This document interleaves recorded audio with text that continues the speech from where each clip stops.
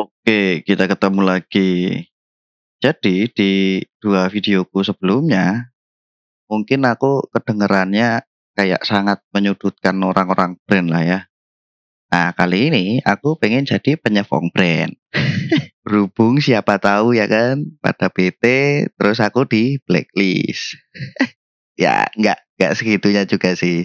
Benernya ya, aku itu bukan tipe yang cuma suka lihat segala sesuatunya dari satu sudut pandang aja.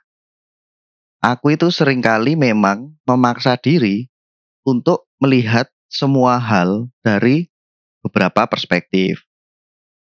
Dan karena aku juga pernah di brand dan sering juga dicurhatin sama anak-anak brand, aku pengen nawarin juga perspektif yang berbeda ke teman-teman yang nonton video ini. Jadi di sini aku akan kasih insight apa yang sebenarnya terjadi di balik layar dari perspektif orang brand.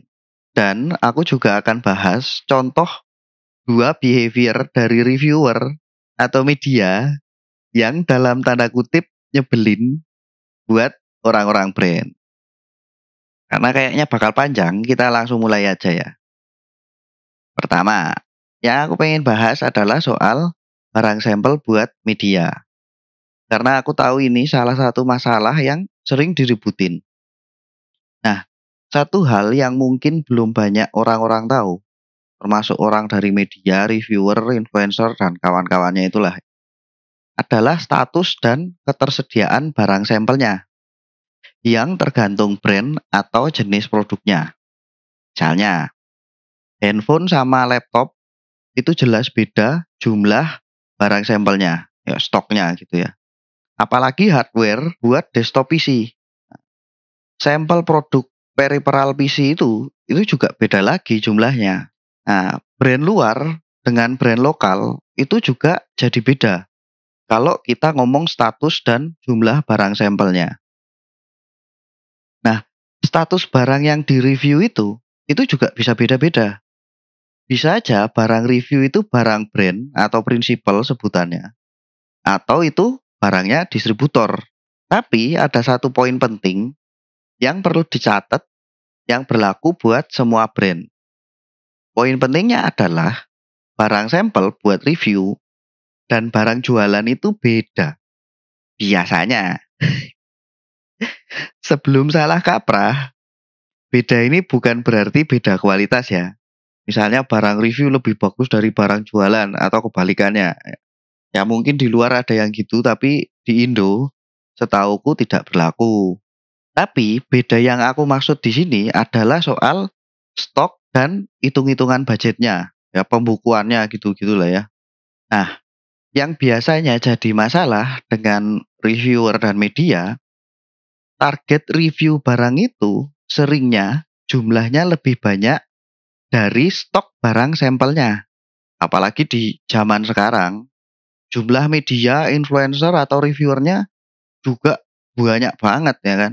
Ya otomatis akan jauh lebih banyak daripada stok barang yang ditujukan untuk review. Biar lebih gampang nangkepnya, aku kasih contoh aja ya. Misalnya, barangnya gaming mouse. Nah, bisa aja barang sampel buat satu seri gaming mouse itu cuman ada 2 atau bahkan 1 unit di Indonesia. Tapi ternyata atasan, nah, bosnya atau pusat menargetkan ada 5 review buat seri produk itu. Berarti 1 atau 2 unit itu yang harus diputerin ke 5 media atau reviewer. Makanya akan ada reviewer yang dapat pinjaman barang baru dan barang bekas. Terus karena barangnya itu diputer-puterin ke banyak orang, ya kemungkinan besar pasti ada kelengkapan yang hilang. Kalau kita balik ke contoh gaming mouse tadi, dan itu produk gaming mouse wireless gitu kan. Bisa aja nih dongle-nya yang hilang. Misalnya keselip di mana gitu ya, di kantor, di jalan, atau di reviewer yang mana gitu.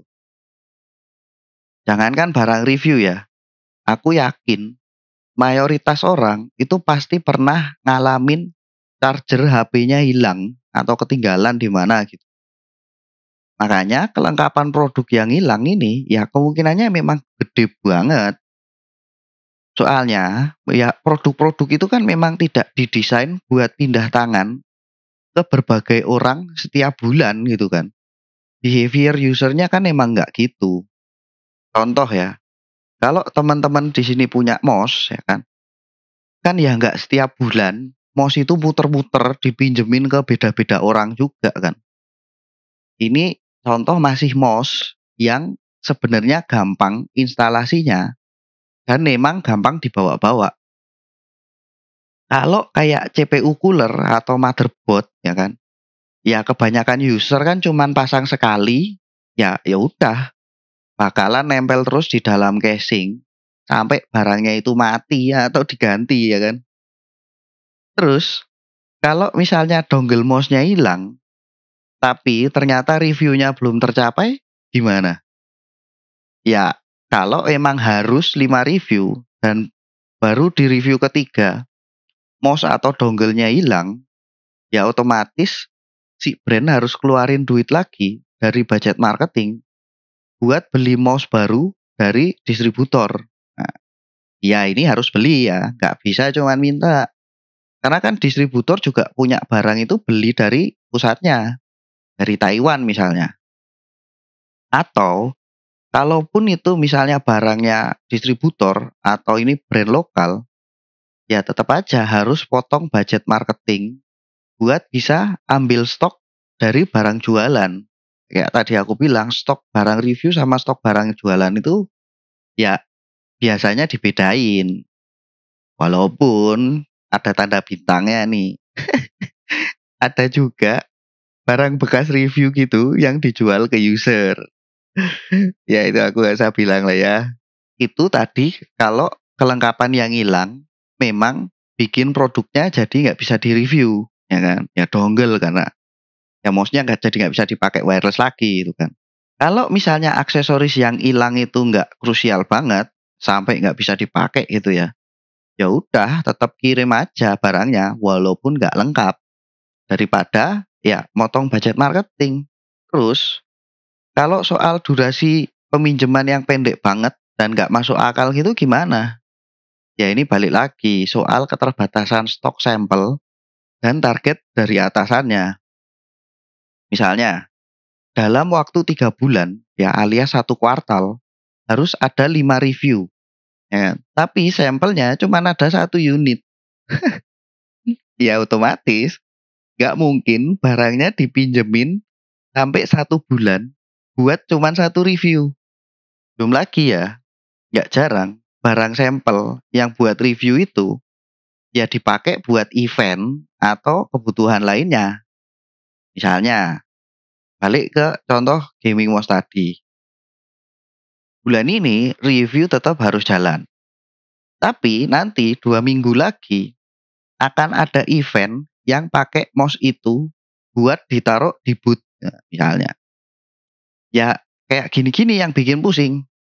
Apakah bisa ketemu sama media atau reviewer yang jadwalnya pas, yang bisa nggarap review itu cuman 2 minggu? Ya itu pun nggak bisa cuman dipatok 2 minggu ya, pasti kurang. Karena ada waktu buat kirim barangnya. Atau bisa nggak misalnya, ada nggak mouse lain yang bisa dipakai buat event? Apakah emang harus mouse spesifik tadi?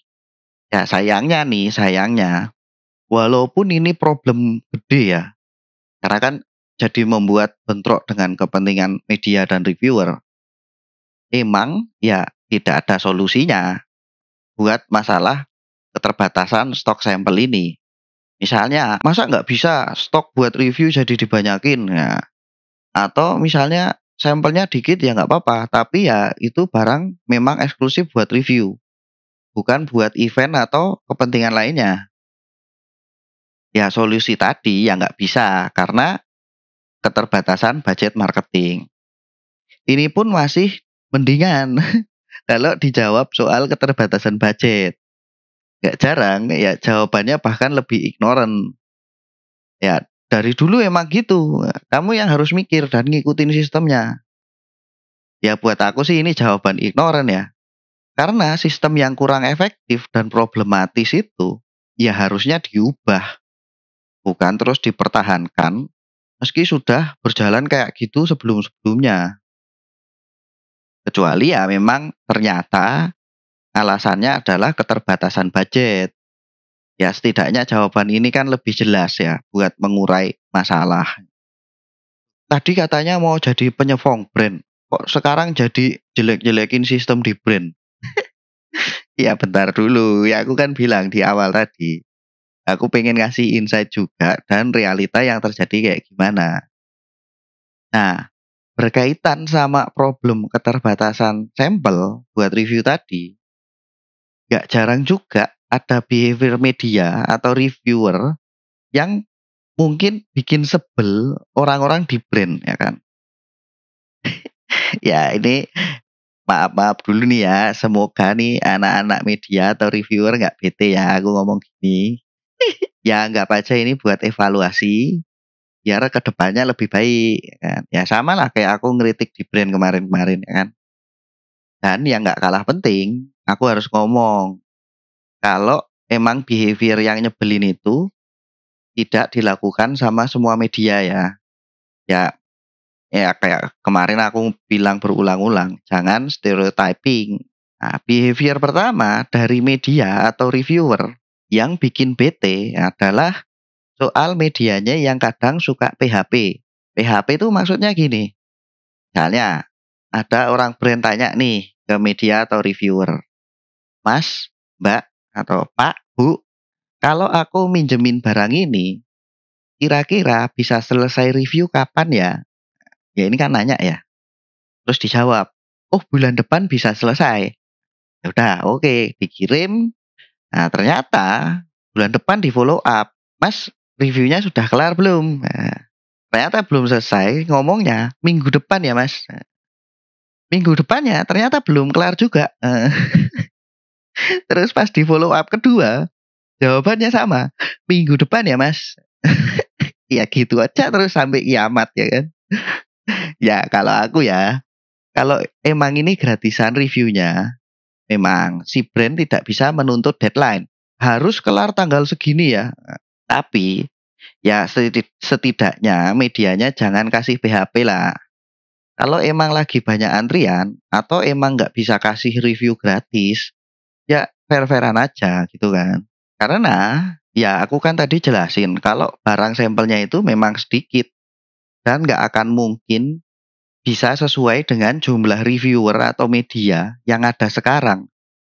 Itu pun barang reviewnya masih dipakai buat keperluan lain ya kan, buat event, buat segala macam, buat sales, buat toko ya kan, buat display ya.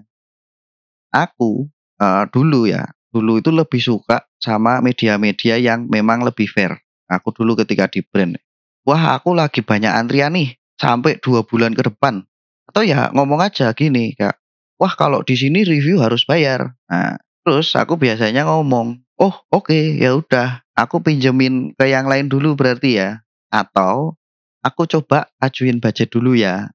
Soalnya media-media yang suka PHP ini sebenarnya tidak cuman jadi bikin pusing si orang brandnya, tapi juga akhirnya berimbas ke media atau reviewer lain yang jadi nggak kebagian jatah karena jumlah sampelnya terbatas tadi. Daripada barangnya nggak kepake di sana, ya kan bisa dipakai sama reviewer atau media lain yang mungkin jadwalnya lagi kosong. Itu tadi behavior pertama. Nah, behavior kedua adalah medianya yang kadang baperan. Maksudnya gini, nggak jarang ya media-media atau reviewer itu adalah yang suka iri ya, iri. Kok dia dipinjemin barang review kok kita enggak? Kok dia diundang aku enggak ya kan? Ya balik lagi, barang sampel dan budget itu semuanya terbatas. Nggak ada budget yang unlimited ya. Mau perusahaan terkaya sekalipun nggak mungkin budget unlimited ya kan. Jadi ya nggak akan mungkin semuanya kebagian. Nggak mungkin barang sampelnya juga sebanyak reviewer yang ada sekarang. Lagian nih yang nggak kalah penting, ada yang namanya teori top of mind. Nah, teori top of mind itu contohnya gini. Misalnya ada satu pertanyaan. sebutkan 5 brand mobil. Nah nah, tiap-tiap orang akan ngasih urutan jawaban yang beda-beda, tergantung brand apa yang ada di top of mind orang itu. Misalnya, kalau dia ternyata mobil kesayangannya dan mobil yang paling sering dia pakai itu dari brand A, ya kemungkinan besar dia akan sebut brand A jadi yang pertama ketika jawab pertanyaan tadi.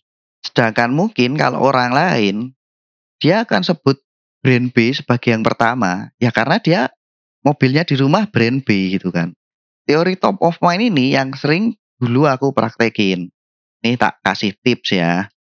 Ya, by the way kalau tipsnya nanti dirasa berguna, boleh lo nyawer aku di Saweria.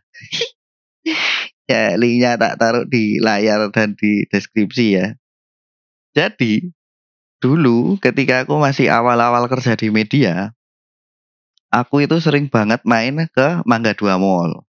Karena banyak distributor hardware yang punya toko di sana. Sebenarnya aku ke sana itu ya seringnya cuma nongkrong-nongkrong sama rokokan aja.